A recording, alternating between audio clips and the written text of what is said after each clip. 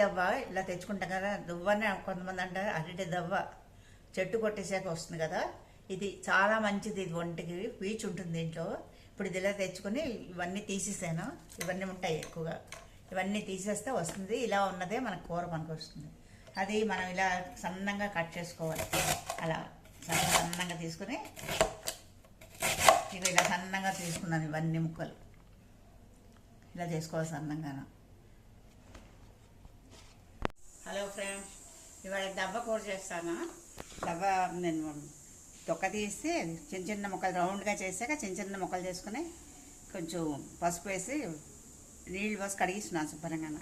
కడిగిస్తున్నా ఇప్పుడు ఇలా పెడుతున్నాను. ఈ కూర పప్పు వేసి చేసుకోవచ్చు, ఆవ పెట్టి చేసుకోవచ్చు. అరటికాయ కలిపి దవ్వ ఆవ వేసి పెట్టచ్చు. ఇది నువ్వుల పొడి వేసేస్తాను. పొయ్యి పెట్టుకుని చిన్న గ్లాసులో నీళ్ళు పోస్తాను. చిన్న గ్లాసులో వేస్తాను. సాల్ట్ వేసి మూత పెట్టేస్తాను.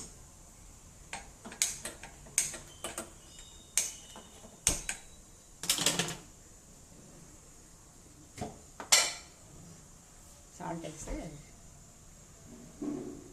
పసుపు వేసాను కనుక పసుపు అక్కర్లేదు, సాల్ట్ వేసి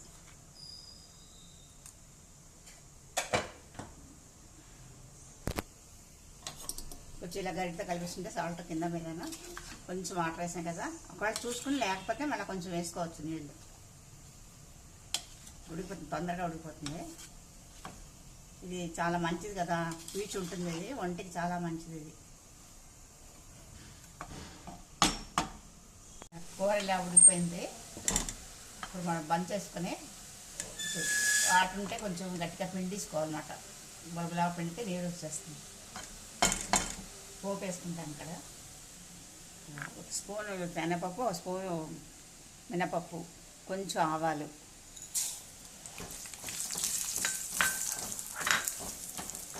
పచ్చిమిరపకాయలు, అల్లం కూరించుకున్నాను.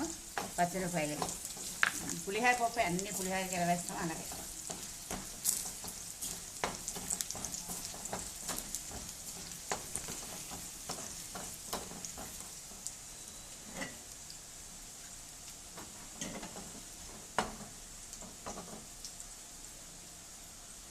కొంచెం ఇంగు వేస్తున్నాను.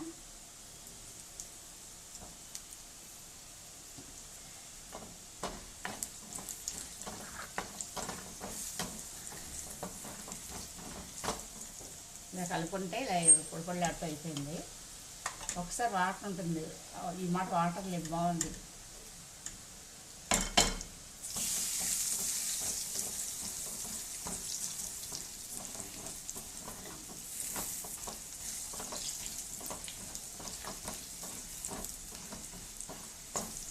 ఎండుమిరపకాయలు వేసాను, కొంచెం శనగపప్పు, మినపప్పు, ఆవాలు, ఇంగువ, ఎండుమిరపకాయలు, ఇదేమో పచ్చిమిరపకాయలు, అల్లం కోరుకుంచుకున్నాను, కరివేపాకు.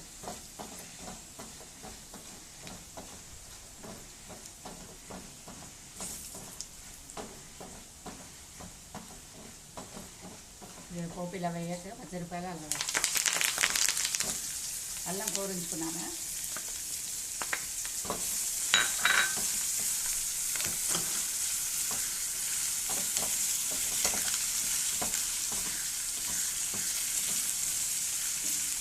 వేస్తుంది ఇందులో పోపు వేస్తాను.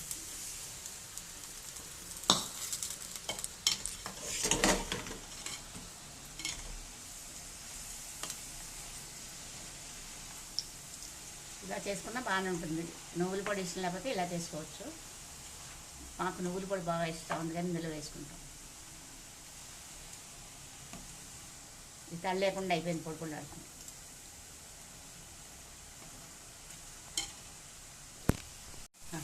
కూర అయిపోయిందండి. ఇలా వేసాం కదా, ఇలా పొడి పొడి ఆడుతూ వచ్చింది. కొంచెం వాటర్ ఉన్నా నేను చల్లగా అయిపోయాక కొంచెం ఇలా చేతితో ఇలా పిండేసుకుని వేసుకుంటే పొడి పొడి ఆడుతూ వస్తుంది.